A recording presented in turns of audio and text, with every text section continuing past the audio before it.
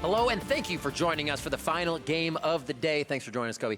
Where OpTic Gaming will be facing Clutch Gaming. Yeah, that's right, on the 5th game of the day. If you didn't know that yet, let's take a look at the starting roster. Selecting on the blue side, the black and green, it's OpTic Gaming. In the top lane is Dhokla. Jungling is Akaadian. Mid lane is PowerOfEvil. Your bot lane is Arrow, and support big with Coach Zabatine. And on the red side, it will be Clutch Gaming in red. In the top lane, Solo. In the jungle, LirA. Mid, Febiven. Bottom, Apollo. Support, Hakuho. And Coach David Lim on stage. I want to do that for our caster intros. We should, with some theme songs, get some acrobatics going. So yesterday, Clutch suffered a loss against Golden Guardians after being unable to overcome their opponent's lead, despite the numerous comeback fights Clutch was able to find. They did. And before today, Clutch Gaming's match yesterday was the earliest deficit that we had of any team in this split. At 10 minutes, they were down over 3,000 gold. Ooh. And it was because the Golden Guardians had a strategy of focusing on the bottom lane. And I thought that was a really intelligent choice because Apollo has been such a big performer for Clutch Gaming. Him and Hakuho really kind of understated North American bottom duo that has been performing extremely well. Well, we'll see how they can recover versus PowerOfEvil, who believes he needs to be the go button for OpTic Gaming. In general, I think it helps the team if I call engages or I call to go in on this champion or to do this and this, right? So I bought the Shurelias, which helps the fellow sticks a lot to engage. So I'm like, when he's ulting in, before that I'm popping Shurelias for him so he can get a better engage in. Or I can like Shurelias, engage with a stun. The Spellbinder is just pretty strong in general on Syndra. I think it's a pretty good item. So you have like the Spellbinder, Shurelias, really fast movement speed engage. So you can look for long range engages on Syndra. And the Spookies was just, we had pretty good success with it in scrims because you can easily get the vision. Like it's really free vision in general. Like I press the Spookies, we can get all the vision really safely. I like everything that he said there, you can't deny it. Except for the part where he said the vision from Twin Shadows is free. Because while this build does have the things that he's talking about, and he feels like he has to do so much for his team. He needs speed for this guy, he needs crowd control for this guy, he needs vision for that guy. It does lack damage. This is not free. You're spending money on move speed in a lot of these areas, and you are not getting as much damage as you would otherwise. So while he does feel like he has to do so much for his team, you're not going to have the same, 100% to 0. In the last game, we had Jensen. Every single time Rakan came in, boom, he made sure that Biofrost was going down, right? Absolutely. But, if PowerOfEvil does feel like he has to do all these other things for the team, it's hard to make a hard criticism and say in all cases that's bad because a lot of things with speed require you to execute on them, right? Right. It's not a stat that's a combat check. There's more it's something to it. You have to have the play around it, and that can show up in the games, and that can be useful, just not universally. Well, we will see what they have. OpTic on the blue side to start, as we said. Clutch at 3 and 4 on red. Both teams really looking to start climbing in the standings. OpTic at 2 and 5. Swain and Aatrox to start things off. Yeah, Dhokla. The water is dangerous. Akaadian's like, yeah, over there. He said, this is how you do it. Take a little sip, and you pause, you drink it, another little sip. You gotta be careful. Talon on the side of Clutch is Morgana taken away from that bot side.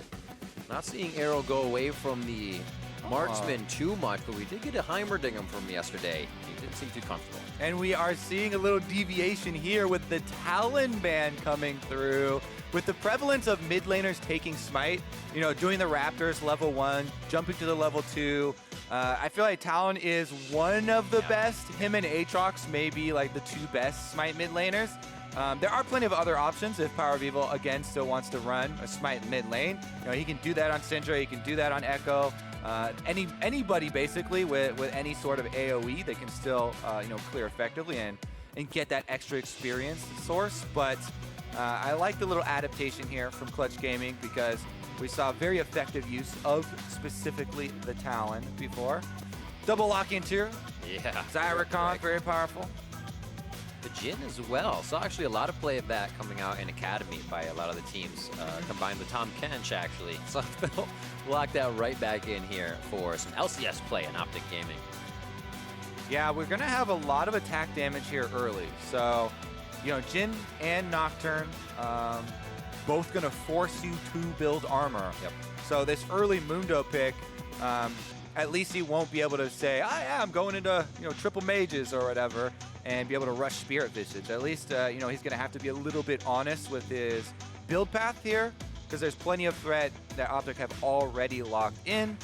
However, Clutch Gaming as a whole, these three champions we've seen used by so many teams in the current meta, you know, constantly picking out Mundo and then banning out the two things. You know, we talked about Darius, / Gameplaying, / Gnar, / Jarvan, all those kind of common picks into it. They are going to have the Xayah, which we've seen be very reliable later on due to the ultimate survivability there. See 3 huge power picks already for them on that side. A good Nocturne lock-in first. As we were saying, that Talon came through, and the Gangplank does get banned out. I was wondering if Dhokla was going to take that to the top side. We had Jarvan yesterday, and he had a lot of Ornn games before we saw Lorem in that top side for OpTic, so it'll be interesting to see what he brings to the table. Gragas is the final ban with Kindred as they hit up LirA a few times for second phase.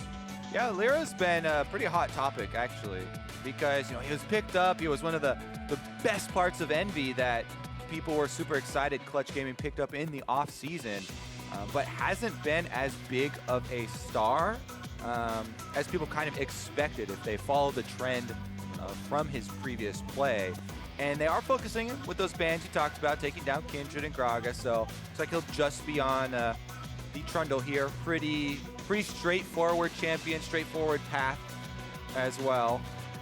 It's going to be interesting, though, as far as the all-in as well from OpTic Gaming, because their bottom lane with the Jhin, Tahm, Kench locked into that Xayah is going to have to be a little bit worried. Gnar makes a lot of sense for Dhokla, something he's played quite a few times. Not necessarily this split, but towards the end of the spring. And Orianna for PowerOfEvil, so much more likely to get one of those builds that he so likes to put into the inventory. Yeah, Orianna is the champion that gave him the name for his Smurf account, which is Gnasher's Tooth. Is because he liked to get the auto attacks off with Orianna versus teams that had a lot of frontliners and tanks, just like Mundo and Trundle. So as much as it has become kind of a meme even to him, and he's embraced it, even naming some of his accounts after it, this would be one of the games where he could actually build Gnasher's Tooth on Orianna because of the frontline tanks that they're fighting. However, overall, we want to go over the strategy here with the Nocturne, the Tahm Kench, as well as the Gnar. You want to create split push pressure across the map. You want to spread out the enemies with your Gnar pushing on the Mundo just like LirA did last game, and then they want to use the Nocturne ultimate as well as the Tahm Kench ultimate to move around the map and be able to pick up those kills and try and spread out the enemy team. Whereas on the other side, Clutch Gaming, they're returning to their tried and true Febiven on Azir, a team fighter that we have not seen in so long. He hasn't played it in summer. And nobody's really played it in the current patch here, so they're actually sticking with a 5-on-5 strategy, solid frontliners in Mundo and Trundle, and huge DPS looking to scale from the backline. All right, we're about to be on the Rift for our final game of the day. Be sure to hang tight for NALCS tonight after the games. You can hang out with some of the players, Freak and the analysts, and get your questions in. We're about to see Clutch and OpTic look for a win this week. 1-1 would be better than the 0-2 as both teams failed to find victory yesterday. Yeah, both of them definitely reeling here. And Clutch Gaming, especially considering their ranking coming into this weekend, they were looking at facing Golden Guardians and OpTic Gaming. They would definitely not want to drop both of them in the same weekend here, because at those bottom of the standings, the edge is very thin. OpTic Gaming picking up a couple of wins here. Golden Guardians have already moved up the standings, so the pressure is on, Riv. Out of the base, we'll see who applies it first on the Rift. It's going to be an Infernal Drake first, which might mix things up as we get things going. And the line of scrimmage will be all that begins the game. Nice. 30 seconds until minions Solo. Big cup to the head. And some accuracy, a little bit of revenge there for Dhokla. Now they're both about even. Let's see, Sweeper is actually a Sweeper purchase here on Hakuho. And there's a ward right in front of him. If you look at the mini-map, there was a ward placed in the pixel brush. Hakuho has a Sweeper. I really like to give Sweeper kills to my mid laner, so my mid laner can get level 1 off the first wave. Especially for Azir, definitely go a long way as far as shoring up this matchup here. We'll see if Hakuho holds on to this Sweeper or who he does give it to. I mean, he's in the bottom lane. Maybe he just give it to his bottom lane partner there, Apollo. Maybe a little bit more selfish. PowerOfEvil hanging out. Oh, Febiven wants it. Ah, too slow, buddy. Rude. Oh, they're still going for the invade, actually. They walk right over the ward, kill it. And that's got to give OpTic a little bit of pause here. No, not going to finish up with it. See what the start over on Wolves was. Actually, big Well, wolf. it's the blue buff start here. Invade from out. Clutch Gaming. They did the double invade, and they've taken away this blue buff. Level 2 for PowerOfEvil as he smited away Large Wolf from Akaadian. They shared that camp. Nice guys down there. Jungle is just too full nowadays, Riv. There's a lot of people want their hands in the pot, man. All right, and we have another rush down to a possible level 2 gank, but because that minion moved up and Apollo backed off, Akaadian not going to go for the rush level 2 like we saw in last game. But yeah, whenever you are a Smite mid laner, you always want to start one of the camps. Typically it's been Raptors, but everyone's been invading for those. So that's why we see a lot of these invades. You saw CG there move up to behind the red buff. They weren't just looking at the red buff for the invade, they were also looking at the Raptor camp. And speaking of looking, They're okay. another counter invade here as the answer from OpTic, knowing that their blue side was already counter jungled. They're making sure Akaadian isn't left out to dry, doesn't get 3 camped. And he's going to be able to get the blue and the Gromp on this side of the map, basically just splitting the map in pressure, which does have an effect on a Gnar Mundo matchup early, as LirA would have another option to continue. Yeah, there was a slight Smite mid laner, buddy. And he already took that. That's why PowerOfEvil has this experience lead. Not a terrible thing. Frozen Domain down, so it'll be a slow clear on Gromp. Does a little bit more damage to you, but Trundle is fine. Still has Smite up to get himself out. And all of this switcheroo kind of doesn't put the junglers at any position to get a good gank in to start things off. We saw Akaadian look, but just went for Scuttle as LirA hovers topside. So there is a ward for Dhokla, but even so, Mundo's applying permanent slows to him now. Oh, hello. It's just, what are you trying to do? Nothing? It looks like they're actually going to stay on Dhokla for a moment here, taking quite a few hits. What are you doing? Goes down for first blood. That's going to be tough, as he just kind of figured he was dead to rights. So that teleport, I believe, must have been arrows from the bottom lane, and it might have been communication there. It looked like good communication from Clutch to tell them they were going to stop it, because no hesitation from LirA. He's like, what teleport? I don't care. He continues right on. Oh yeah, I can see on the mini-map, Rakan made the move, so it was an interrupt there. Arrow is trying to teleport, but good job there. Hakuho communicates to his team before this happens. He says, hey, this guy's teleporting, but don't worry, I got it. Walks right up, gets the edge of the knock-up, and Arrow sees it on his screen as well, so proper reaction there is to cancel. Yeah. That makes the what are you doing much more clear. I thought it was just the, hey, we're taunting you with this teleport. Dhokla knows to get out. That's why everyone stressed so much, communication at every stage in the game. Yeah. Keeping the communication very clear and concise means the difference between, committing to fights, pulling off kills like that. And as he said, can change the early game. Akaadian with a creative gank route here to repeat gank this Mundo. Gets the slow on. They hit the first one, hyper tags, and he's going to get the fear down, knowing the flash is down, secures the kill. On to solo for OpTic Dhokla. I love to see stuff like that, where he's willing to burn his flash to get past the vision, because he knows that this ward right there will give Solo overconfidence, knowing that, oh yeah, I got my ward here, there's no way this guy can sneak in, right? Well, Akaadian is willing to flash over the back of that Baron pit and make his way in. So good answer there for Akaadian to get a little bit back for his top laner. We'll take another look at it, but not much else to explain.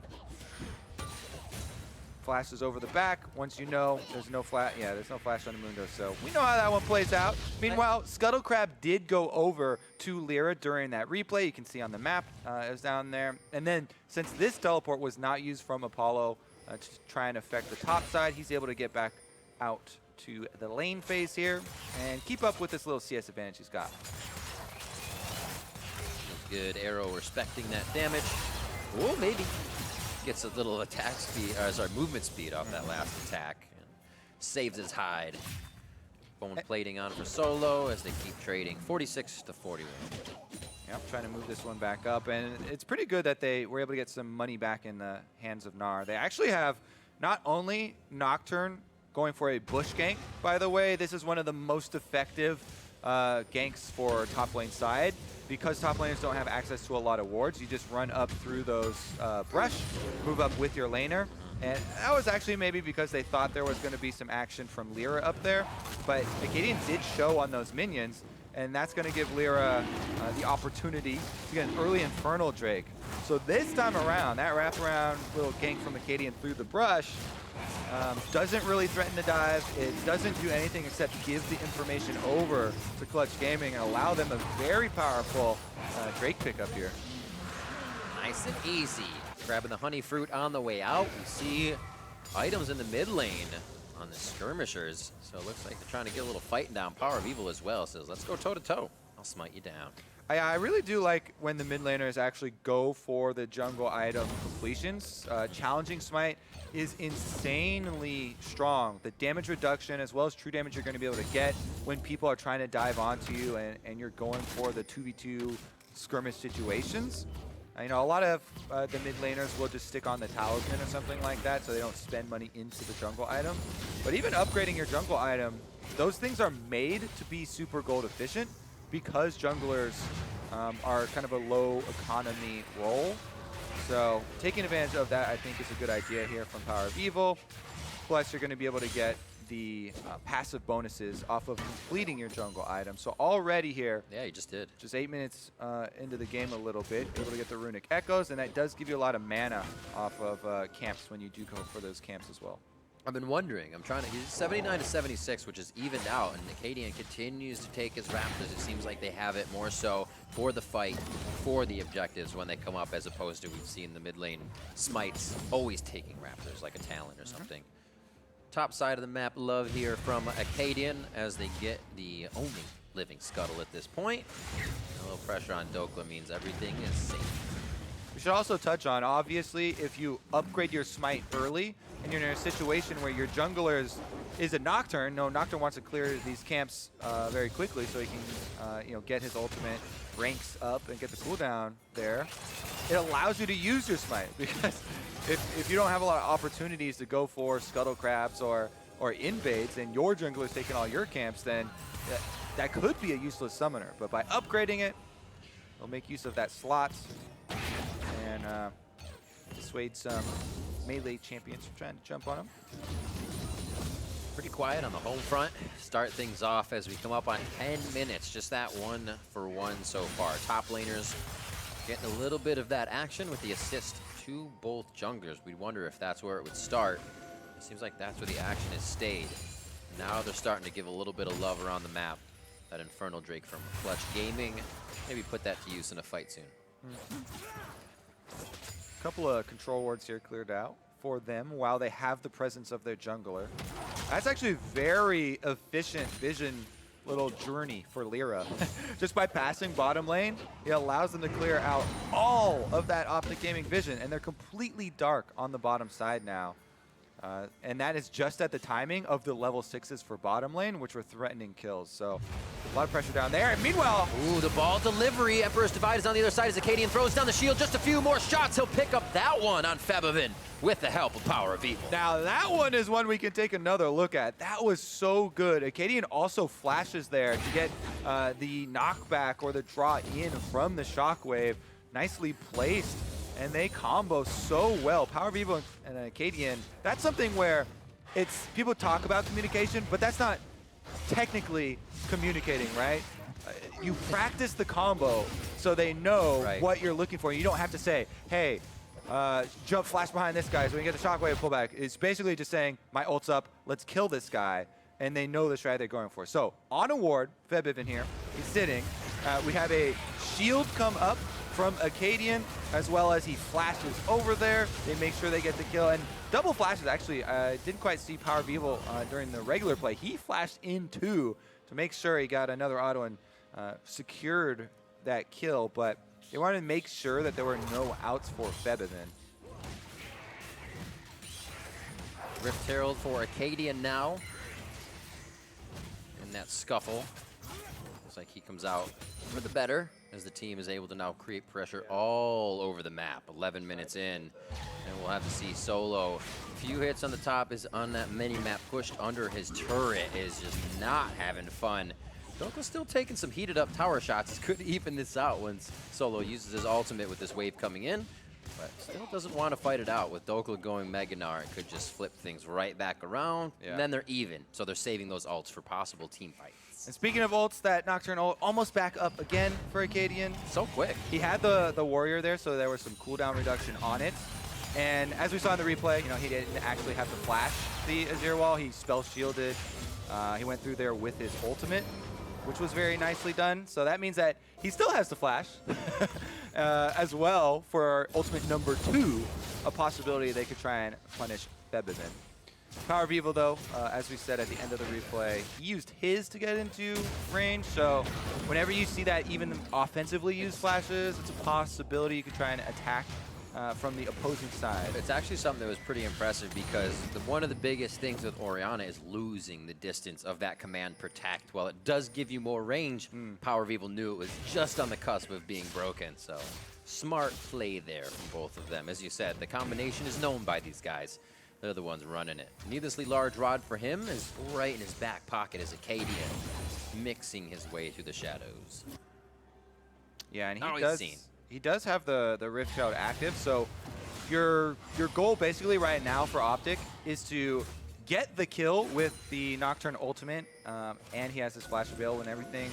And then in the lane that you get the kill on, you activate the Rift Veil. You try and get multiple charges off, get more than one turret with it because you just killed someone there. Mid lane though, LirA's ready for a counter gank. They're expecting this play because of the earlier Field first, right through the Emperor's Divide. The damage is unreal! Coming in from the Terrify and the power of Shockwave. Yeah, it's so hard for Azir in that case, right? Because you have to get the spell shield off before you use your ultimate to get the knockback.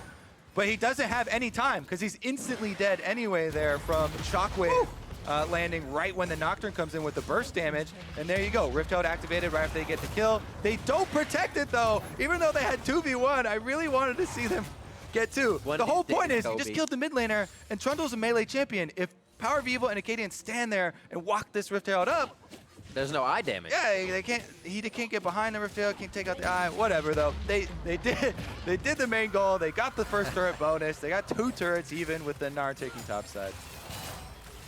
It is a big deal. I like how much you bring it up. To me, it is, Rip. Yeah. To me, it is. We'll make the team that always goes in on the second turret. Protect your Rift Herald. Protect the Rift Herald. 3-1 at 15 minutes coming up on the scoreboard. That's a 2,000 gold lead here coming in, which has shrunk just a little bit with that turret takedown. And Clutch Gaming controlling a little bit of the bot side. We'll see this one more time. And it looked like they were ready to counter. I got it this time. The ult comes in. He's got his spell shield up, so the knockback obviously is not going to get him. And the shockwave was well timed once again, so they got all the burst damage. Boom! Still has his heal as well. He didn't have a chance to even blink in that engage. He'll have flash up for it next time. And you have to consider that ultimate shut down LirA's vision. That's exactly what the Paranoia does. And he was kind of not realizing what was going on until Febiven was almost dead, too. That's a feels bad, man, sort of situation, too, because they knew it was coming. They had LirA here. They're like, I've got my control ward down. I'm waiting for the counter gank, Febiven. I'm right here with you, buddy. Don't worry. And then he's like, oh, well, didn't think of that nothing I could really do about it. That's too quick. Well, stopwatches are up now. They may be used. One here on the top side for Solo. Hits it pretty good, giving his ultimate enough time to make him nice and healthy, but he does have to summon or flash the Shockwave.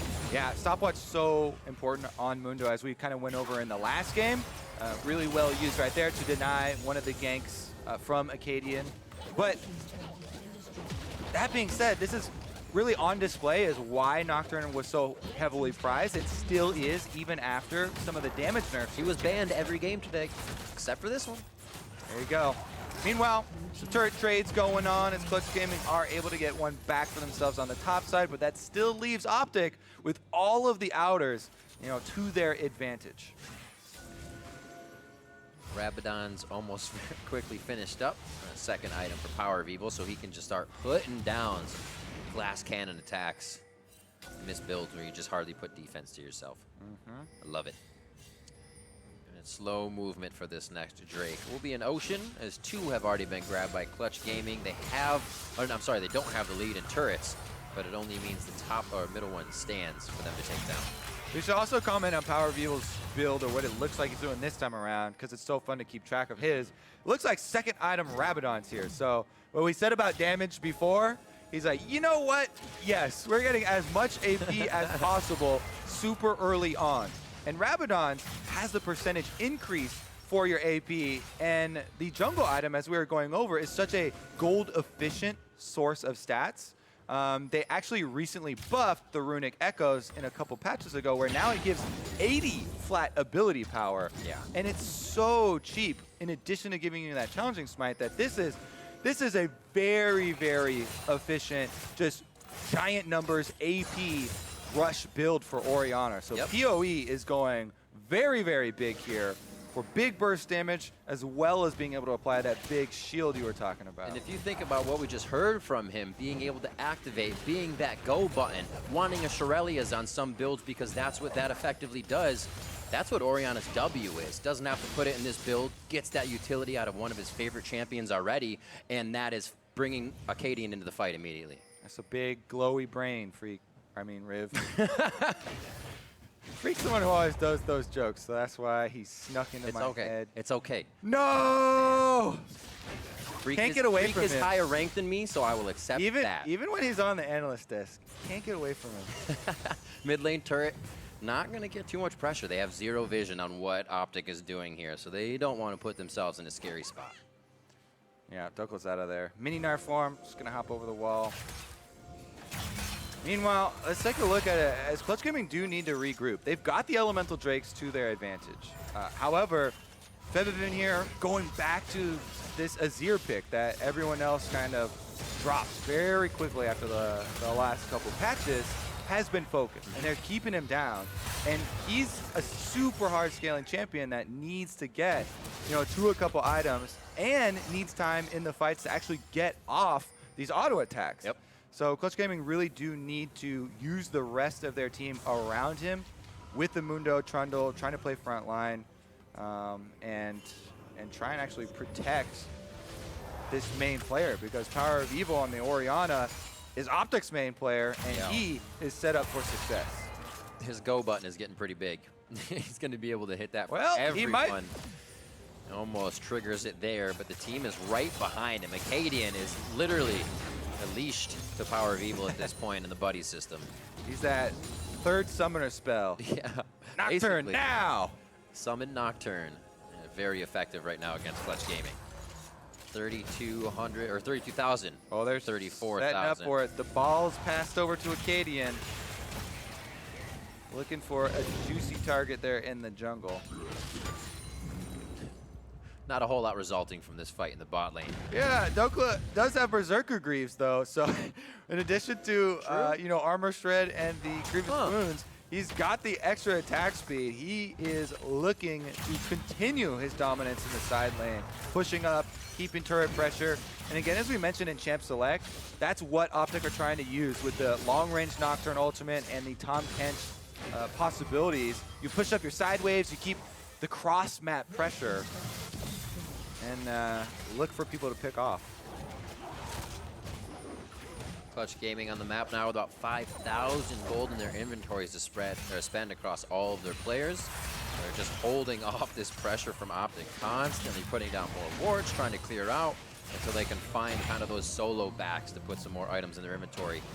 No time for that just yet, as mid lane getting suffocated by OpTic. Arrow getting in that first and last bullet of his. It looks like they'll back off. Yeah, even though Apollo does have teleport on the Xayah, who's up on top side now, it doesn't seem like Clutch would want to rush into anything here. Again, they still want to build up some more items on Azir, have the real crits start to come through for Xayah and build up a little bit more. Even though they had a decent amount of vision setup and defensive wards for themselves. Ocean Drake now going over to OpTic. I'm enjoying watching actually how much money everybody has right now, because if they were to win a fight on the side of Clutch, spending 2,000 plus gold, we actually just had Febiven buy something, escalates these fights even more. Here it looks like they'll be able to get in and buy already, so everything I'm saying kind of fizzles out, and they'll be able to test the damage with their core items they were looking to have before getting into that Baron fight. Scuttle grab here from Big, possibly. It's going to be slow going.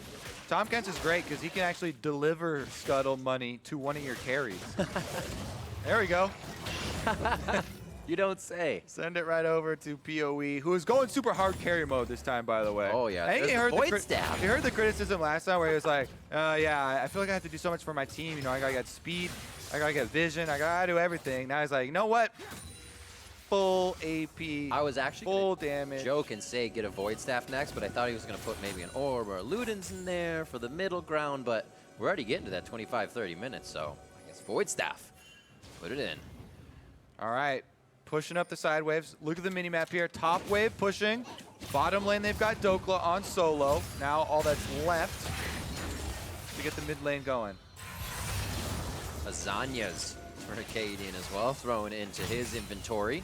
Before he finishes up those boots, he knows his ultimate's going to get him where he needs to be. He just needs the safety of PowerOfEvil and the team to get there. And you got to remember, there's quite a few semi-globals here. Tahm Kench gives someone another semi-global, so they can also follow Akaadian if he goes too deep. Yeah, that stopwatch active is so useful for Nocturne, because usually it's a one-way ticket. Paranoia in, you kill your target, but you feel like eventually you're going to go down because you're so squishy. Everything about him is a nightmare. We'll buy you some time. All right, here we go, though. Top wave is still building up there, and OpTic, they've got the next 30 seconds to work with, where there's a huge top wave pull on Clutch Gaming, and this is the opportunity they need to take advantage of. Not let them just clear out this minion wave for free, because, man, it's going fast. Oh, Febiven giving himself up there as he soldier arise in mid lane. Is it enough? Deadly Flourish misses, and Akaadian didn't have the spell fingers in on ready there for that moment. Oh, fumble fingers. Very fumbly. Thought he was going to receive a bit more damage. Gets himself out of this situation. Now flash, ult, and stopwatch down, which he cannot rebuy. That was the first time where he didn't spell shield the ultimate really well. Finger and then he also, gonna lose out on a lot of cooldowns here. All right, Clutch Gaming, though, they're so happy with the way that the last 45 seconds went. They got the top wave for free. Yeah. Febiven was able to live through a Nocturne and get his flash, his ult, and the stopwatch active down. Gonna pick up some kills now. They can buff those KDAs and their pockets with a few more core items. Solo window shopping gets himself caught up quick by a clockwork windup from PowerOfEvil. They just get themselves to safety. Wards down as PowerOfEvil encroaches in a little bit more. He's not going to let Solo back, so a little bit of wave prep will also put pressure onto Clutch Gaming here as they just started to get a few steps out of that troublesome position. Well, looks like we'll have a reset here. I'm going to go back real quick and look at this replay to make sure that he didn't use something this time to get off the spell shield, or if it was actually Akaadian didn't use it. Okay, he actually just didn't use it. Interesting. Just thinking the follow-up kill, Terrify would be there, but Febiven quickly learning, assessing what's happening in these situations, and throws out the Emperor's Divide kind of before Akaadian really got there. Cleared waves in mid. Bot was just taken away by Akaadian, so get some new items for him as he heads back out with his ultimate back up once again. and a few wards on the bot side that could make those useful. Okay, Knight's Vow completed here for LirA, so he can give the extra damage soaking, basically, since they just are trying to keep their backline carries alive in a 5v5 situation. You know, Clutch Gaming have been playing the long game here. They've got their double items at least. Morella Namicon now for Febiven completed in addition to his Nashor's Tooth. So he can definitely start to be a threat, along with Apollo there on the Xayah top side. That stings. Little things like that are what give OpTic the chance to get inside the jungle and put that vision down for Akaadian. They start to snuff out the eyes of Clutch Gaming here, and Baron becomes even a little more scary as they can jockey for position and just turn on the fight like that. LirA almost the front line. A nice trade here on the bottom, but this is that attack speed coming in. Dhokla probably saying, I don't want to change. I don't want to be Mega. He lists out on the kill because he has to transform, but he'll still have great pressure on the lane. Yeah, trying to get the Grievous Wounds applied to Solo as well. The ultimate was burned, so he's got to be very careful now. The rest of OpTic, though, just camping on these control wards, daring Clutch Gaming to step over by the Baron. And you really got to watch out for this shockwave coming from the Nocturne. Backline should be ready. Nice. Apollo does have his ultimate available on Xayah. What is next? Few champions, or I should say players with 1,000 gold or so in inventories, but not enough to really go back and make an impact by just yet, which is why we're seeing this milling about on the Rift. A possible fight over a ward. Baron hits maybe just to get some damage onto PowerOfEvil. You can see the pillar would have activated that damage if he was still in the pit. So everybody's trying to get a little something without committing too much here. You can get very strenuous at this point. You don't want to be the one to mess up. There's the hits coming in. Paranoia on to Solo now, and he is not solo. Two more members of the team there. Deadly Flourish and no curtain call to follow up as they are just out of range. Down on the bot side for Dragon Objective. Yeah, they're not going to chase it through. It's interesting because a second Ocean Drake for now could give OpTic, you know, the four-man squad that's hovering by the Baron.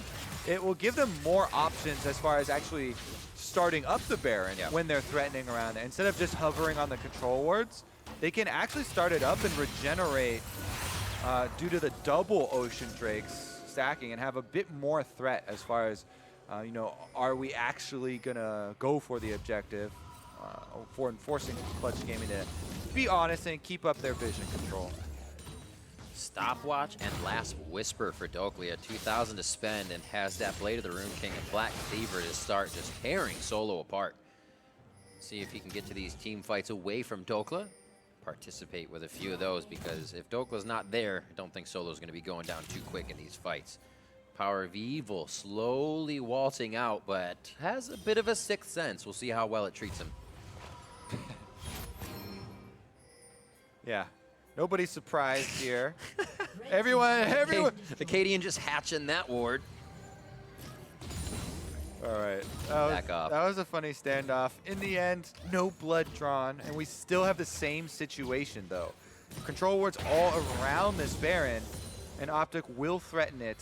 A couple of them have been turned off right now for Clutch. Another one in the back of the Baron pit, and they have a few around. But again, Ocean Drake will allow them to regenerate. Don't touch it. Ah.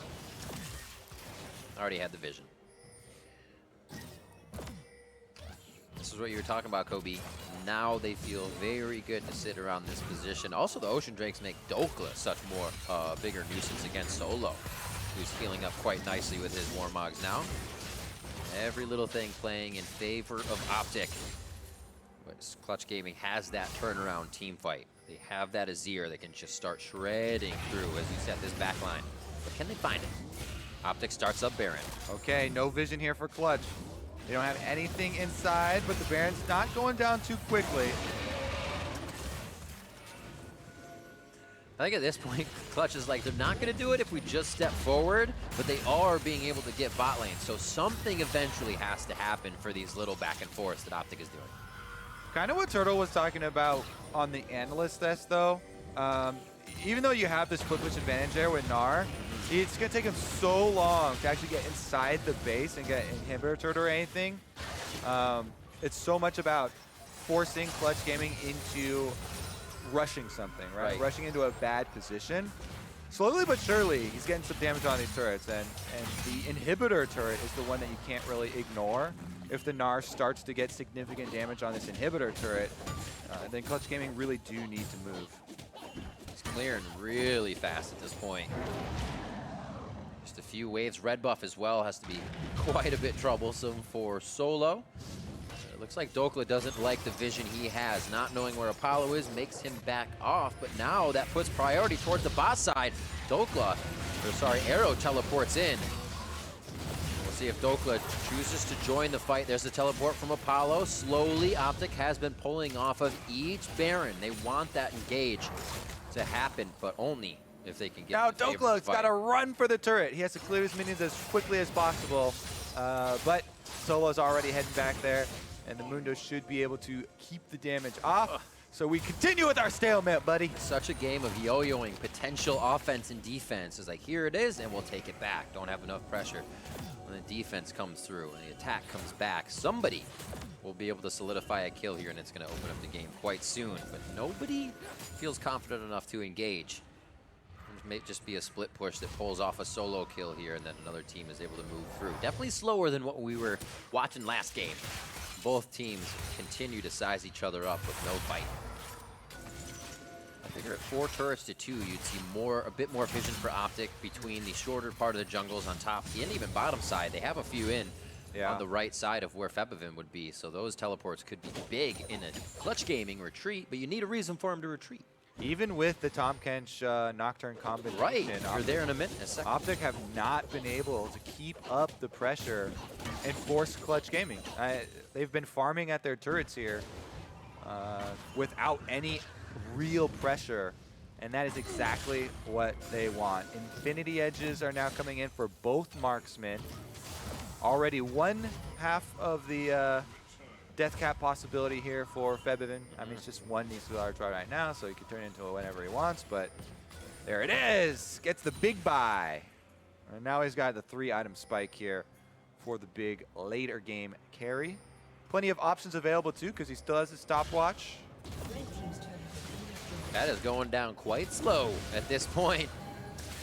Down to about half HP. LirA just over the wall. Here's one ward. Would have to flash into the pit if he wants the smite fight. 15 they're committed. for junglers. Goes in. Akaadian gets the smite, and now it's going to be bad for LirA as his flash was used to get in with no safety. Battle dance! Almost just in time. Apollo takes quite a bit of damage from that shockwave, but he does get the Featherstorm back, and he gets a kill for himself onto Big. Finally, they activate the fight, and Clutch Gaming pull the trigger a little harder. Scattered call here, and it actually leaves Dhokla pushing with a Baron buff on the bottom side. That inhibitor turret is toast. You gotta remember about the things on the outside of the map. While Clutch feels great about that, they lose the inhibitor turret and are quickly back to recoup a little of that pressure on the bot side of the map. Seemed like a little bit split decision making here from Clutch Gaming. I think they would have been in a good situation if they all had just run through a little bit earlier and forced the fight at Baron rather than going for the steal first. So they attempt to steal, their frontliner gets basically burned down to 0, then they fight it and they commit to the teleport and fight after the Baron's already dead. In the end, yeah, they clean up another kill, but like we were saying, on the bottom side, they did let Dhokla inside of the base. This shows great reactive fighting by Clutch as well. Akaadian smashing the ultimate right before Baron goes down, denying any vision, so Clutch had to quickly rethink that fight as soon as they saw the OpTic members. Now have a few Baron buffs to deal with at 2 minutes, but feel like they can flex a little bit and are going to take down mid in their favor. It's definitely going to be an interesting Baron power play to evaluate, as OpTic actually got quite a bit. Let's see here, though. Clutch, outer turret finally down there. They got some gold back for themselves. And again, they're scaling up for their 5-on-5 front to back. The stone plates are actually very big buys for the tanks, too, later on in the game. One coming in. Now that LirA does have that in addition to solo, both frontliners are going to be able to put up some pretty big defense there. Smart play from Dhokla as well in his build of defense. Not making sure, I should say, making sure that LirA isn't getting too much out of Subjugate from him. Might still have a little bit of that Gnar love when he gets the ult down. As wards are being cleared out here, face to face. You gonna let a support do that to you? 2-0-2 Akaadian. He knows he's stronger. They're just waiting for the perfect engage. A mid turret down to about 20% HP. Febiven being kind of the only lonely that can really clear here unless they have Apollo to help. Meanwhile, PowerOfEvil, 4 members are making their way towards this Orianna. Ooh. Dissonance, that's his speed. Oh, good shutdown of vision. The paranoia is not necessary for everything that OpTic need, but it does allow them to keep the pressure on the map. Yeah, there you go for OpTic. They're able to use their globals now finally to get 2 turrets with the assistance of Baron buff. PowerOfEvil still on top side too, so there's another turret that they can pressure. I just realized how menacing Dhokla has actually been. 407 CS to 346. A great shockwave, almost a solo kill onto Apollo. He's forced to Featherstorm, and PowerOfEvil is just soaking all of this damage. The man knows how to build. The man knows how to buy, and he turns Clutch Gaming away from the fight. Yeah, full AP Orianna with challenging smite as well. I said glass cannon earlier. You must, I don't even know. All right. Strong glass. Dhokla now, though, in his own 1v3. He's got that Blade of the Rune King. He can definitely play a little bit here, dancing left and right. The damage on to Hakuho on the backside. Gnar comes in, sweeps him back against the wall, and now he's got a bit of distance. Cleaver hits a minion as the soldiers aren't close enough. Wallet back. He's going to be changing. Oh, he doesn't make it over the wall. This could be big. Doink! And OpTic are on the next turn. And now he's turned small. Yeah, OpTic doing a whole bunch of work during that mayhem in the bot side as it takes 2 to drop Dhokla, as big as he is this far into the game. Now respawns from LirA come in, but the base has been hit by OpTic Gaming, and Clutch is trying to repair. The Baron buff, the key that unlocks everything for OpTic, as they're finally able to get all 3 lanes pressure, use their globals to make sure they finish off these turrets and push down so much of the Clutch Gaming base. Now, both side inhibitors are down, and there's a straight road down mid. What is next? Stopwatch there for Febiven. Still hasn't had to use that in his plays, and a few others for LirA on the team. So there are those plays they can get OpTic to go too hard for, and leaving them out to dry with those stopwatches. I don't know, Akaadian's got enough money to say, hey, Elixir of Wrath, I got a little bit of extra gold to spend. And we'll start putting that towards more utility and strength. Yeah, they're thinking this game is going to end pretty soon, so buy your consumables. Look at PowerOfEvil too. He's got the fully upgraded Mercurial Scimitar. I love it, dude. That's so awesome. More damage. He gets auto attacks in. He's the guy, the National Suthori. It's a big part of the champion too, especially with the magic damage stacking up on them. So we'll see if he does. You know, it's not the stats don't fully go to waste as far as attack damage. And he was able to, especially with challenging smite, fend off a lot of the melees as they're trying to charge him down. These Quicksilver Sashes are interesting for OpTic. You're kind of leaving nothing to chance. You find a little hard CC, or you get like bumped around, but you're looking for kind of Featherstorm to lock you up, and then your Quicksilver sashed out. Everything else is pretty soft. Yeah, they're basically charm. They're basically saying, Hakuho, you're not getting anyone important. One hit. That's all you get. All of them have the QSSs. Plus, for good measure, we got a Tahm Kench as well. It just makes it makes a Rakan's job so difficult. So the engage from Clutch Gaming, it has so little chance of the first engage succeeding. They will have to have kind of multiple waves of pressure within a single team fight to get anyone down. And they're just so far behind right now that that's really hard to pull off because there's a lot of damage on OpTic, and they're not going to give you the time to pull that off. They have about 7 denials, including Tahm Kench, the Quicksilvers, and the GAs now on their side. Clutch Gaming is going to have a very long duration fight if they want to get through all of the health bars of OpTic.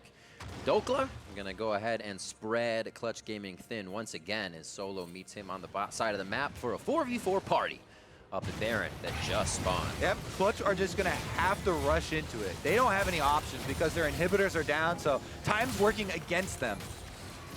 Also communicating with Dhokla. How is that lane going? Are you winning the matchup? Are you pushed out? Where is your pressure? As this is touch and go right now. Clutch Gaming could just as well be inside the base. They have minions that have not been stopped coming down mid lane, and these turrets would fall rather fast. Hakuho here. Has to worry about some Baron damage because that can stick if you stay in there for too long. OpTic's goal is, again, you said, just try and delay Clutch Gaming and make them spread out. That's a lot of damage going on to him, but the shields continue to come through. Command Protect should be able to come out every so often for him, but not enough to keep him that healthy. Maybe they're tempting in the GA as well. Dhokla knows he's pretty strong on the fight. If they can get LirA, they could probably delete him very fast, even with Subjugate on. Hakuho is just behind him.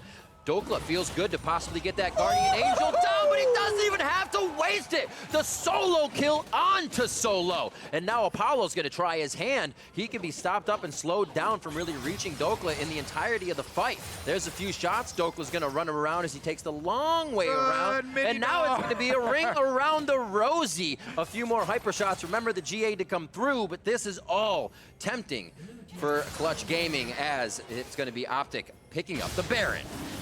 Yeah, and it's going to be Clutch Gaming looking to pick up the Elder Dragon here. 3 Elder Drake that makes him quite powerful. Nearsighted for the Trundle, and it might be too near because they're the opponents. LirA goes down as soon as they get that strength, and Febiven's going to try to grab his blue so he can keep the soldiers up and coming. This is huge now. 50 seconds on the LirA. It's going to actually be a back for OpTic, so they get a little breathing room. Yeah, interesting late game scenario here as the inhibitors are responding for Clutch Gaming, and this Elder Dragon buff is a 3 elemental Elder Dragon, so this is going to give them a decent amount of power and another shot at winning a team fight inside their base. Yes, LirA's down for 30 seconds. Dhokla's only down for another 16, and he has teleport, so OpTic can still use the Baron to push on up and then have Dhokla teleport there for a small window to try and get the inhibitors back down. They would want to go for these exposed inhibitors on the sides first, because it's so much easier. Even though Azir turrets can be raised, those are weaker than the regular turrets. They smack the Sun Disc down immediately. Get it out of here. Looks like Arrow and Big. Buddy system for them is they stay together. Dhokla and Akaadian doing a slow roam. And they've left PowerOfEvil by himself. The one without the TP is they figure if they're going to go for it, he'll be able to rotate quickly to that mid. Decent vision from Clutch, or a few pink wards, staying unprotected but still allowing them to see OpTic move through the jungle. It's going to be about that next Baron, Kobe. Still got a minute and a half left on this one. I don't think OpTic's going to be able to do too much with it. Whew. Yeah, they're trying to keep up the pressure, and even with Baron buff, they're so afraid of the Clutch Gaming squad moving around as 5 that they haven't quite been able to get inside the base. Here we go, though. Minion waves are moved up to the edge.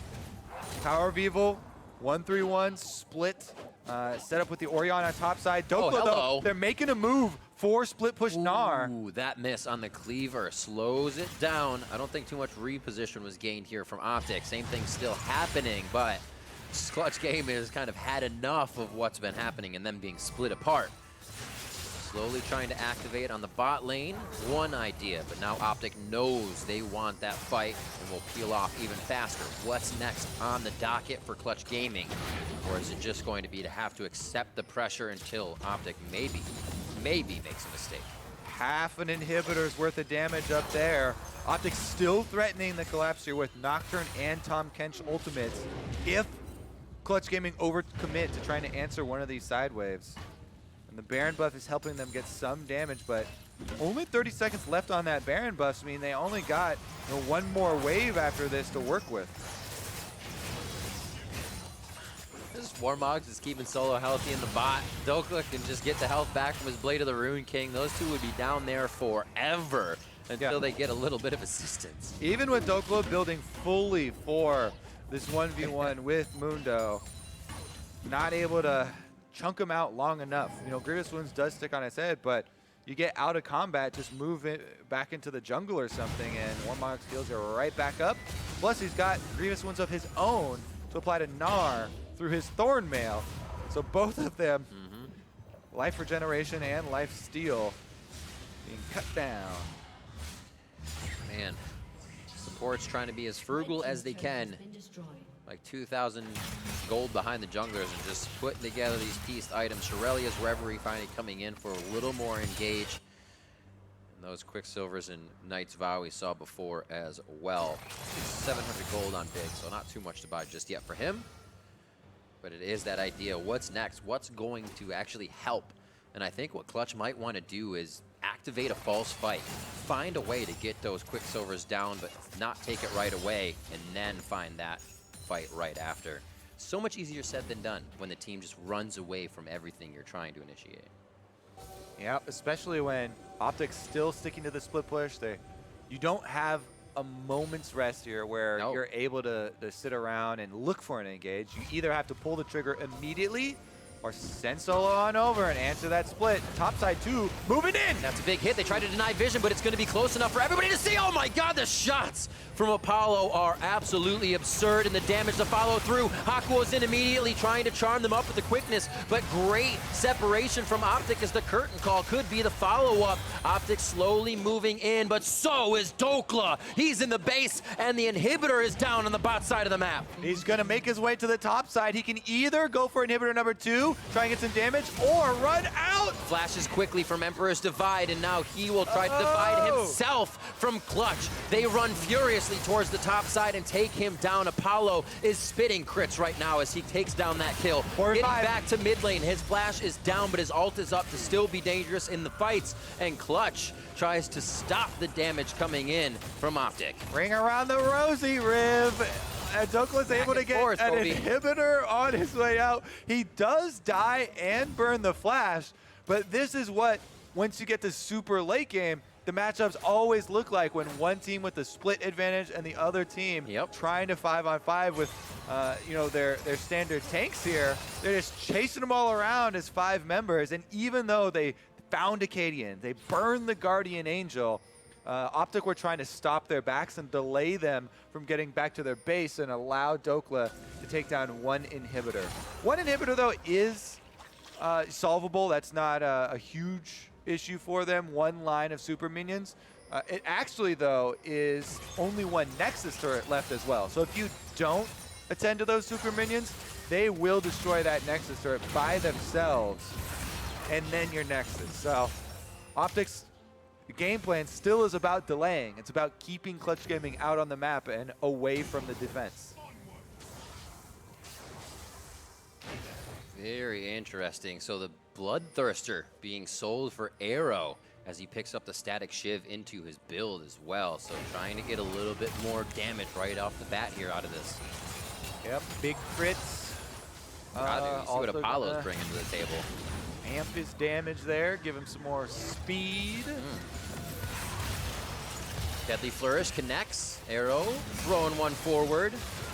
Burning it down. That sucker is going gone. So fast. That is going to be Baron for LirA and the squad of Clutch Gaming. They want out immediately with the fast backs, but if anybody's caught, that's the double shockwave coming in. PowerOfEvil quickly cleanses himself as he flashes into a safe situation. And now Solo's in the back. A 3v1 for him as PowerOfEvil gets spit out. He's trying to hold him the longest with the gray health coming on. And now the pillar to stop PowerOfEvil. Arrow getting chased down relentlessly by Clutch Gaming. And they get the fight they wanted as Dhokla's not there to assist. And now with the Baron empowered recalls, they can get back and defend. So Dhokla doesn't get anything by himself. Down to 2v1. Febiven misses. Nice shots by him. Dhokla making this one look like it could be in his favor as the base starts turning. It's a race! It's a base race! On the other side, Dhokla getting the super minions. There's going to be the Zanya to slow him down a little bit more as Akaadian comes in, and Clutch Gaming is being just that. On the Nexus, Clutch Gaming will take down OpTic.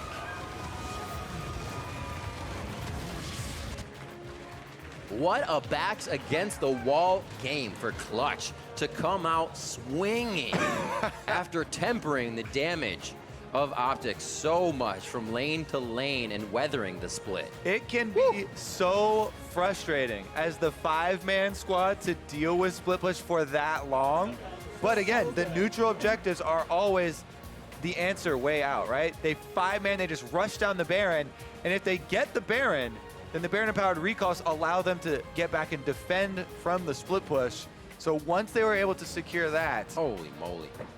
That's the end of that game. The confidence to tell yourself you're doing the right thing when you're not seeing any results from, like you said, as that split push kept happening. They kept just leaving solo bot. They kept having Dhokla and the rest of the team for OpTic engage onto solo. And they're like, hey, we're actually holding here. It's just a matter of time until we force it all back onto OpTic. Whew.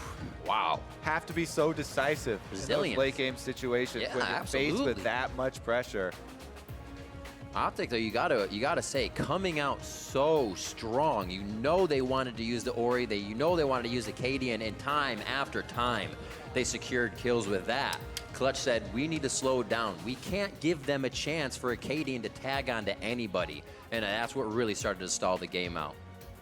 Yeah, that Nocturne Orianna combo, very effective early on, getting them a lot of control, but in the end, team play there from Clutch Gaming comes out on top. That they do, and to get some more on that comeback win, let's send it over to OpTic and Clutch's Shurima Shuffler in the mid lane. Thanks, guys. Febiven, congratulations on that win. I want you to tell me a little bit about that game-winning fight. Well, yeah, we were kind of screwed. Like, they had one inhib, and if we wouldn't start Baron, they would just instantly, like, they would try to backdoor with Gnar. So if we just stalled, they would have started Baron again, and then we would have, you know, just played like the whole game played out.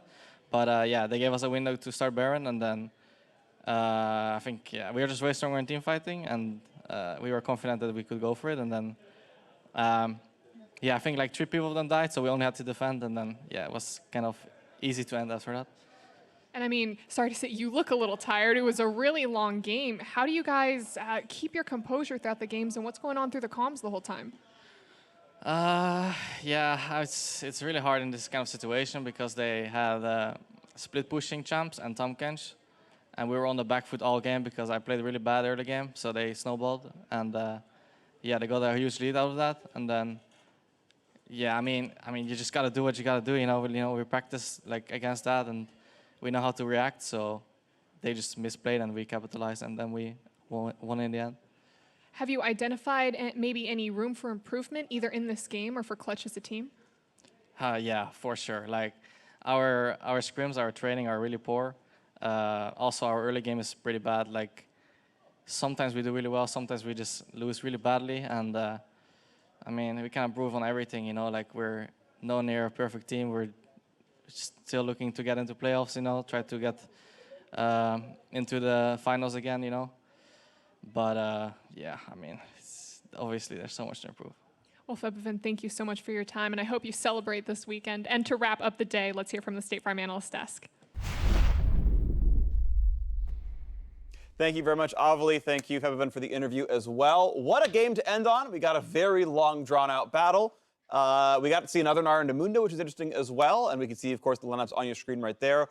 Arrow on a more comfortable champion. His Jhin, I think, one he's well known for. Orianna for PowerOfEvil. If this was a game that OpTic would have won, like, this was a comp, I think, for it. Even like a super high-tier champion like Nocturne being allowed into the draft, this should have been the game, I think, for them. Yeah, Clutch took a risk in draft throwing the ban at the Talon when everyone else has been banning Nocturne. 9 of the 10 NALCS games has had a Nocturne ban. Nocturne's one of the highest win rate competitive champions across the world in the summer split. And it was still effective early, but as Febi said, you do what you got to do, and they were pulling it out. Grind it out, because the Azir pick looked really strange. Like, he has a mobility to potentially get out of the Nocturne Ori combo that he knew was coming at that point, but it's still not enough. That's just such a disgusting combination when you put the two together. Yeah, and they did the combo about twice, and we can kind of talk about that. We have a bunch of replays of Akaadian killing people. Some of them not even with the ultimate. He had like the flash over Baron Pit, for example, which is really nice. So this was just a good trade gank, before basically. This to get in position over the Baron wall. Really creative gank, knowing that the flash was already down on solo. That helped get Dhokla ahead in the early game, and then as long as the Ori's in range to get the ball on and you're timing your spell shield right on Nocturne or just flashing over the wall, you're going to be able to connect. those kills. And then even when the Trundle is in position to try and do something about it, it's just so fast that, you know, by the time he's walking up there to drop the pillar, it's like, well, my teammate's dead. Yep. And there wasn't that much protection to really keep someone alive from those dives. You combine that with the Gnar into Mundo, like we were saying, and suddenly you have this very strong early game comp for OpTic that they were executing on. But the thing about that reel is that was the end of the Nocturne ganks that turned into kills for the next 15 minutes. Yep. Like Akaadian started out 1-0-2 or 2-0-1, and then had the same scoreline at minute 17 or so. So like, hey, that really worked. Hey, you got a 3,000 gold lead. Maybe you got first turret. And then we're just kind of waiting for things to happen. And Clutch Gaming, as kind of true to how they've been playing a lot of this season, waited out. Febiven gets a bunch of gold. Apollo gets scaled up on a crit marksman, and then they start winning team fights again. 49 minutes and 49 seconds into the game, which is the end of it, Akaadian was 3-1-2. Yeah. So he started 2-0-1, 1 kill, 1 assist, and 1 death in the next 40 minutes. Perfectly balanced, as all things should be. Yeah, and they tried going bottom a couple times, which I understand the idea. It is hard to kill a Mundo, but if you can kill him and break it open so that the Gnar can really start crushing in the split push, then it makes a lot of sense, and that didn't ever happen, and so the Gnar was still split pushing. Close, though. Yeah, right? Like it was almost broken. Yeah, if they got 1 more, 2 more kills on him to get him just a little bit further ahead of the Mundo, maybe it works, but as a result, Dhokla would go perma split pushing, get a turret or an inhib, and then die for it, and then this team wouldn't be able to actually fight on the other side of the map. Yeah, and let's be honest, this was a massive comeback. Like, they were down 2 inhibitors, a Nexus turret almost the whole time. As far as game flow, it was actually not too dissimilar from C9 versus COG with the Gnar winning the split push. It's just the Gnar team was actually winning for most of the game until they lost it, as opposed to losing the game for most of it until a near comeback. Yeah, the reverse coast. You got to see that Gnar versus Mundo matchup, but ultimately some of it does come down to like who wins a big team fight at 50 minutes, because then you have enough time to push the Nexus. Yeah, and you think maybe it could have been a 6-item Orianna, but of course 6-item Xayah, a great team fighter as well. And we have, of course, that clip for you, the game-ending team fight here. Baron still does not come through, but they go for the fight anyway. Critically, the Nocturne ult was not able to be used for damage, so there's no way for Akaadian to get involved in this fight. And look at Hakuho. That'd be dead if you had your Nocturne ult right now. Finish that off, and you're wrapped around the backside on Febi. You can potentially win that fight, but there's no real threat, and instead it's just Mundo charging down your backline. He messed up PowerOfEvil, then he's continuing to mess up Arrow. And once again, this entire time, where's Dhokla? In the base, split pushing, but just not doing it quite effectively enough to punish the fact that they were losing on the other side of the map. Yeah, look at that gold graph dump down the bottom. And this is a year-long issue for OpTic. Yeah, 9th place last split, 9th place tied with Cloud9 of all teams this split. Like, it has been a rough road. It's been them and Cloud9, and it's not like OpTic and Cloud9 are just getting blasted in every single game. Right. They are doing pretty well and respectively for most of it, but they're not putting it together at the end. For Cloud9, it's been just the first part of the summer split. For OpTic, it's been the whole year. And sorry, go ahead, Mark. This is just a random stupid note, but people should throw out Mundo games for DPM. Like, if you play against the Mundo, your DPM doesn't count. Because, like, wow, 4,200 in a 40-minute game. What a god, yeah, 42,000, excuse me. And then, you know, Huni had that monster game against the Mundo. It's like, you know what? That's kind of inflated. Yeah, and I want to say, right, I do respect OpTic for trying, right? They had the gate sub for a little while where they said, okay, let's put him in there. Let's just try going obvious funnel for a couple of games. And that worked for us. Turns out, okay, Akaadian's probably such a good player in the jungle, you probably want him starting every game and not just hard falling every time, but they're running Smite mid. And Pee-wee looks good. He's got, you know, something going on for him. So I think, again, they are close. The 2 and 6 is maybe a bit low for them. C9 in a kind of a similar boat, of course, as well, where... Tough year. Yeah, I mean... Tough life. And it's so easy to make fun of them from the distance, right? But I mean, even with this lineup, where it's mostly LCS starters, they still only went 1-1 this week. And if the call coming in was, this is a roster that will not make Worlds, Jack, do you want me to bench players till it works? And he says, yes. Yeah, and Freak, I'm going to continue to predict C9 until I was about to say, who cares about that? Why would you predict them? That's the bigger question. Why would you not predict C9? They have always made it to Worlds. This was a bad day for predictions, I will say. Because you look at that and you think, okay, 100 Thieves, Team Liquid, they're first place. TSM, they're usually good, right? Surely I'll do well, but no. This is the year that all the trends break. TSM didn't make a finals last split this time.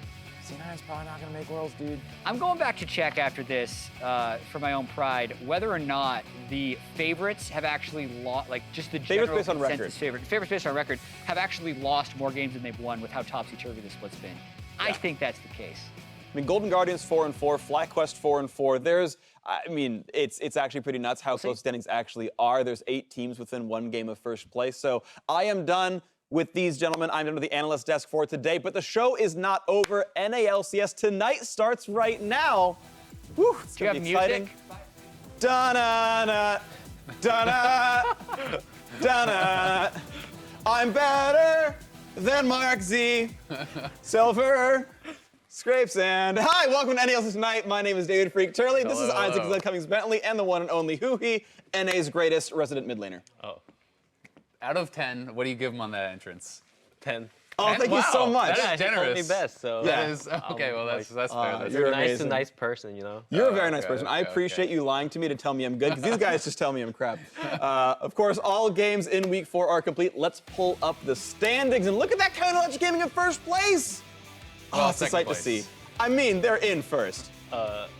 First. It's 5 and 3. That's true, that's true. It's alphabetical order, all right? It doesn't even count. You're cheating. Yeah, so I mean, really good weekend for you guys. How are you guys feeling now? Like, there's so much talk about all the parity in the league. Like, do you think you guys have improved a lot, that you are near the top now? Definitely, because in the beginning of this week, our scrims were really going poorly, and we had a lot of issue. But like as going into the late of this week, I think we figured out a lot of mistakes that we were making, and we were actually like winning a lot of scrims after, and like now we won 2-0 weekend, and for going for next week, I think like we're really confident, and we're gonna work on the problems we have. Awesome. Yeah, you guys are definitely improved much. Of course, the run to Worlds requires a playoff spot for you guys, and right now in position. So it's that time of the NALCS Tonight where we put our guests to the test on Scion Speedway. So before Huhi takes the stage for his run, we do have a couple additions to the leaderboard. We asked a couple of our European friends to test their mettle on the Scion Speedway while they were here for Rift Rival, so check it out. Do I sit here and I just start with ult? Or can I walk in ult? I start with ult? Okay. No, we don't have time. We don't have time. Ready? Yeah. Let's go. Actually, I'm really sweating, you know? I'm really sweating right now. I'm really sweating. Oh, I saw my guy fed. I just lost the game. Why am I... When I was practicing, it was so much better. Please. It's so bad already, no.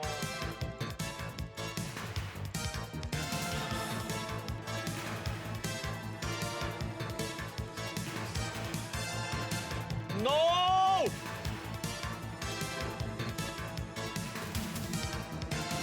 Please. Please. No! Please don't be worse than Biofrost. Don't be worse than Biofrost. Ooh. Please tell me I'm not worse than Biofrost. Please tell me I'm not the last one. Can you tell me I'm not the last one? I'm not the last one, okay. Please tell me I'm not worse than Biofrost. Ooh, Biofrost at 13 and Yankos got a good 3 seconds on him. That puts into context like how bad Bio's run was. You've got to You gotta restore the pride of your show 'em team. up. I mean, Yeah. you guys may be improving on the Rift, but on Scion Speedway, CLG is looking pretty bad. Yeah, I'm gonna represent CLG, and our goal was like pushing Biofrost out of the board. Yeah, that's good. And hey, you've got room for more imports as well. So, you know, maybe some Korean supports are better at Science Speedway. I don't know. Just a thought. I hear G2 is a pretty good Korean support. Just saying, we like to poach Bring from in them. LCK, Scion one trick just for Scion Yes, Speedway. let's go. All right, Huhi, though, it is your turn for Science Speedway. Please head over and let's see how well you do. CLG, yeah, I mean, they made it to first place in LCS today. Maybe he gets first place in Science Speedway. He's got to at least beat EU. Yep. All right, so when you are ready, I will count you in. Are you ready? All right, on the word go. I'm more nervous than my LCS game right now. I believe it. Okay, I'm going to say 3, 2, 1, go, okay? Okay. 3, 2, 1, go. There's a lot of pressure here, I mean, especially when Biofrost is already at the bottom. If Hui's going to join him there. Yeah, and he didn't take the golden glue route, which was to go down and then up with the curve. So let's see if he gets the wall bounce. So far, pretty good. All right, that's pretty much par for the course. There's the Predator channel, rest of his actives. Mercurial Scimitar for some move speed. Righteous Glory, I think, got popped there as well. Now for round 2. Really, I think the hardest part is actually avoiding all the target dummies and everything up here, and then the curve, how you actually handle the curve. He's shaping his turns really well as well. He's hugging walls pretty closely, flashes past them. He's going to go not for a flash in this one. And he goes high to then aim a bit down. Ooh, that's probably not going to beat Golden Glue. But he's definitely way better than Biofrost. Way better than Biofrost. Confirmed. Oh no! No! Oh, that's a tilter. Oh no, he's Oh.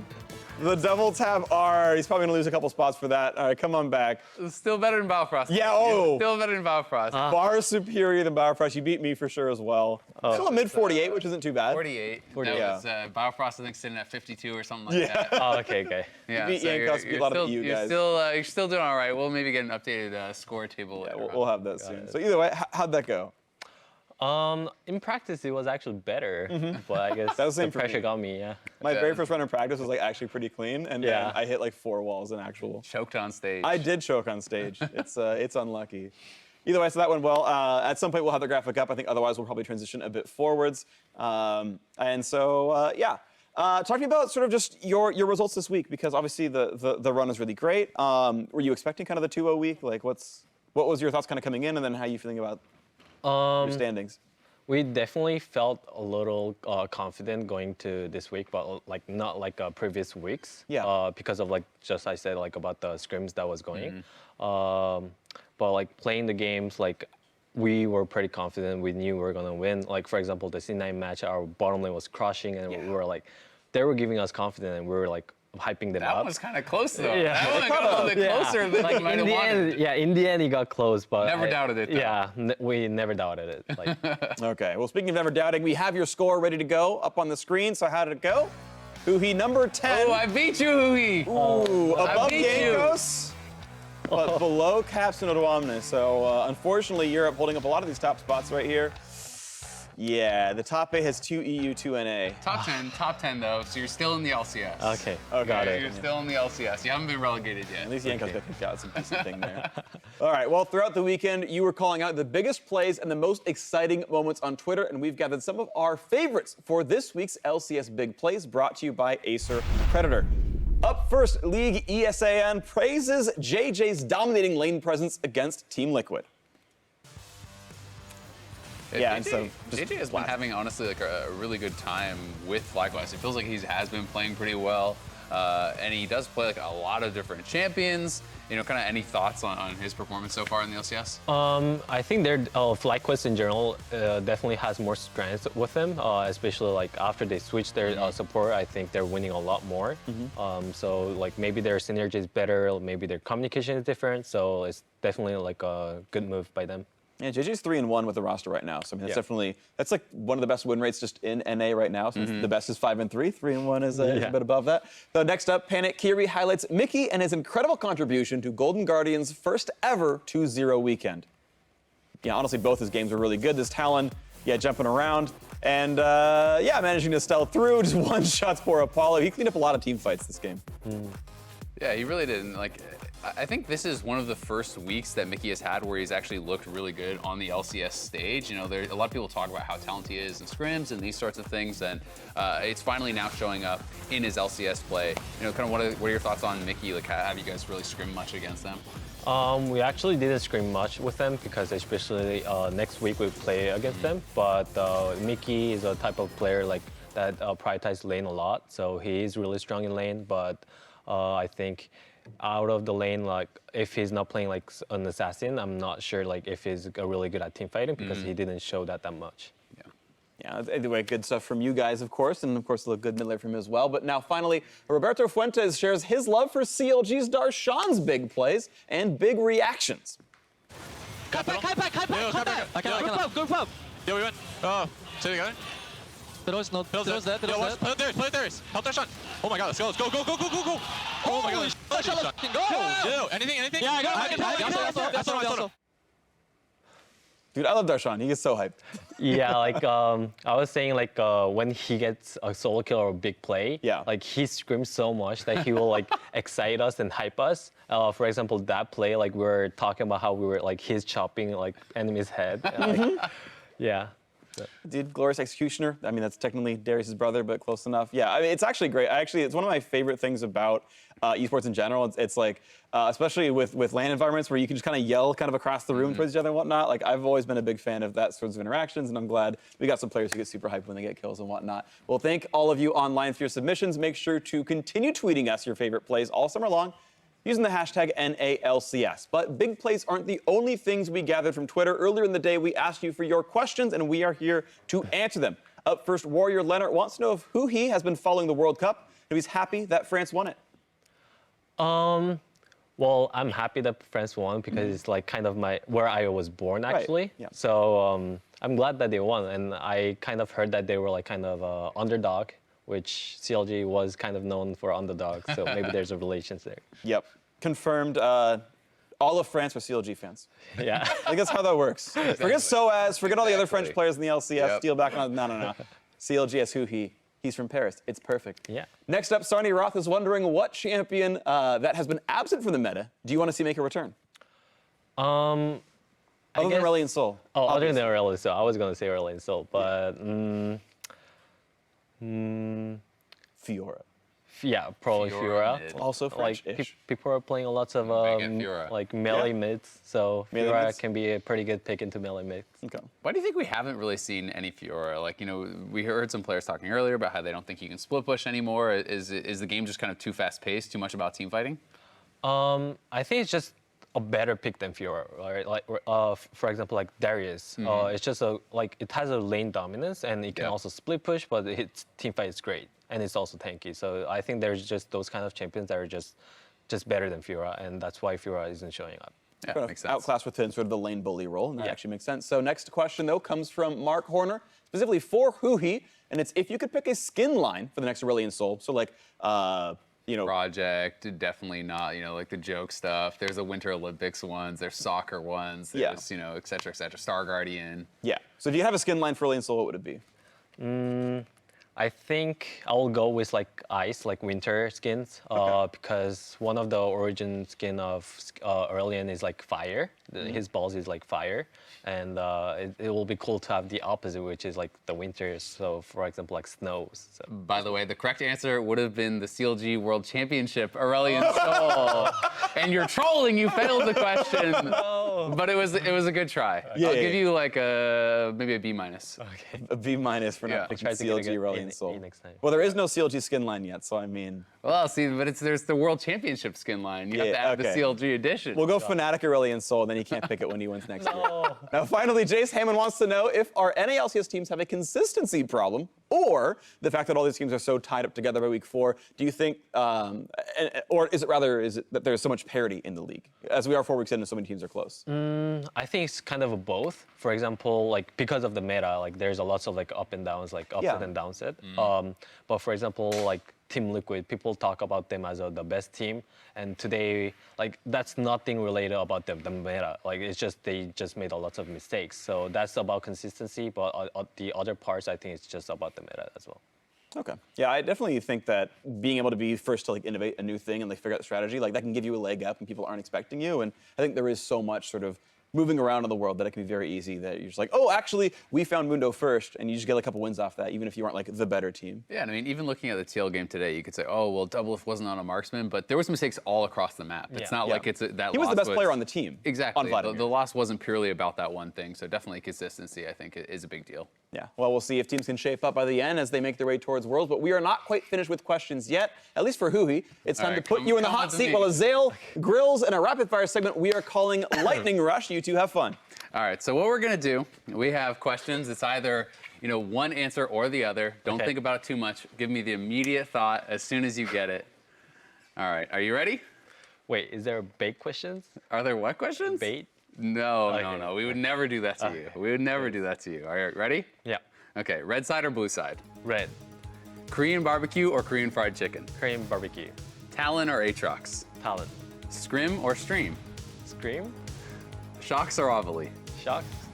First pick or last pick? Last pick. Heal or cleanse? Heal. Flash on D or flash on F? D. Darius or Garen? Darius. Afromu or Rainover? Afro. Oh, TSM or C9? TSM. Adidas or Nike? Adidas. Fortnite or PUBG? Fortnite. Wu Wanje or Penomeko? Penomeko. Nerf Strong or Buff the Weak?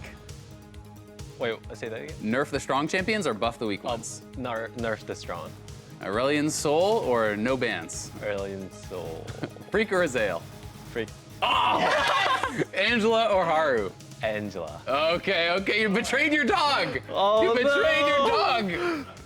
I'm sure the Husky is going to be watching this show and is going to be so disappointed. I mean, I would pick Caitlyn over Punz 100% of the time. I trust you on that one. Azir, what would your choice be? And you got like several pets, so Joanne or all of them? It has to be Joanne. See? You can't give him crap for that. See, the thing is, the pets can't hear you on the show, Yeah, right? you can, but Joanne's so paying you attention. can go home afterwards and you can tell Haru that really it was Haru. Okay. So it's kind of a smart choice. Exactly. All It's a the guys win-win. All right. So you got Afremu over Rain over. Ooh, that's betrayal right there. Well, it's just with Wijin, Rainover, I'm really close to him, but obviously with Afro, like he was one of like my longest teammates besides Darshan and Trevor, and I think we were close a lot and like had a lot of fun time together. So. And the truly wrong answer of the bunch, Freak over Azale. I appreciate you. That's what made the rest of them just like stop listening after that. I was like, okay, well, he obviously doesn't have a very good decision. You have the best taste. I appreciate you so much. Yeah, I mean, he just gave me a really good impression by like starting how like I'm the best player and like he kind of built it up. That's fair. That's fair. Best NA mid. I think now like half of or more than half of starting mids are residents now. By the way, I think we're up to that. So we're slowly stopping importing our players, or they've been here so long enough they just count. It's amazing. We don't import players anymore. All homegrown. We're exporting. All homegrown we're talent. exporting great talent like Core JJ, a true North American Rush. patriot. You know, KT in the World Rush. Finals. Yeah, exactly. easy stuff. Rush, another born and raised here. The Brazilians are taking our Counter-Strike players. Like we're doing it all, man. We're just so good. All right, so one last thing before we sign off. Let's take a look at what's in store with next week's schedule, brought to you by Jersey Mikes. And of course, with the standings so close, we got almost every battle means a crap ton. Echofox was 100 Thieves, a second and third from last split, and they're second and third right now, basically, as well. And you guys have Golden Guardians next week, who is actually looking a lot stronger. So you guys feeling pretty confident going into next weekend? Yeah, I think they're gonna like do a lot of like smite mid strategy, but we're definitely gonna like focus on that too. But also like we're not gonna sleep on like if they play standard, we're not gonna let them have the win as well. And when you play against a player like Mickey, you said he's so lane focused.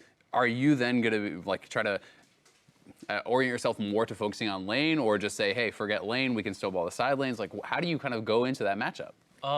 It's just I think there is a limit where like you can give it up in lane. Obviously, like lane is really important. It's kind of a foundation of the macro, in my opinion.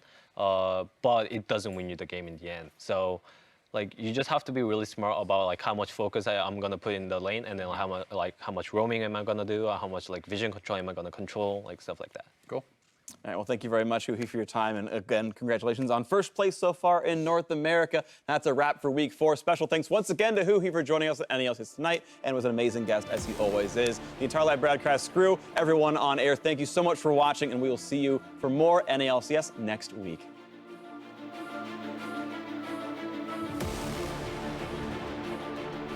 This isn't any more complicated than pickup basketball, and all over the world, people have been able to figure that one out. If pro players can't figure out how to do pickup League of Legends, they probably can't figure out how to win a world championship either. All right, good luck, guys. Remember, play confident. We got this. That's the fully flash Darkwind Ignite down. Looking for the first blood. Who's going to grab it? Contract doesn't grab it. It's Mickey. He's gone so far forward to try and make a play, and it's just given him nothing. Mickey, a triple kill now for the birthday boy. The Chico over. Bubble is good. Mickey looking for the one shot. Does grab it. Legendary. Matt Poco caught in the back line. And it looks like 100 Thieves' time has finally run out. And 2-0 for the first time in their history. Side on fire. I got her. She's gone. Tony actually gets pulled in. Not in a great spot. Removes Jersey, gets himself to safety, and now it's going to be Hanser going down. Echo Fox are able to lock down TSM and knock down TSM. A little bit more as Akaadian comes in, and Clutch Gaming is being just that. On the Nexus, Clutch Gaming will take down OpTic. Featherstorm is sneaky safety, and a great denial of damage from Cecil. Biofrost and Stixay find another kill for the team. Biofrost is in, and he delivers them back to Stixay. Biofrost is down immediately with Unleashed Power. Sends Garen to the back, is safe. Huki tries to get himself into a spot where he can deliver, but he goes down. Darshan may fall next with the ultimate on. Oh my God! Stixay still gets the Elder Drake. Back, everyone back.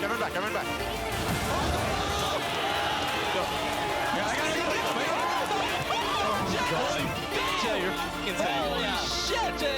NA mid laner, by the way. probably wanna loot mid, I think. Oh no, Impact, why did you flash? Santara gets the kill, and Smithy just pops down the Kindred ult, and now he's dead as well. That was so tragic for Team Liquid. Pops the watch away, he's trying to get a counter kill desperately. Oh my god, he hit the creep, he got the heal, and FLICKR, they'll get the double kill. But he's not caught. Liquid looking for the first kill, Kindred already down, Dublin. He finds the flash and gets the kill. Gets a good pulverize, a last breath, maybe gonna combo on him, but total flashes out, and that's gonna be game. FLICKR smash Team Liquid.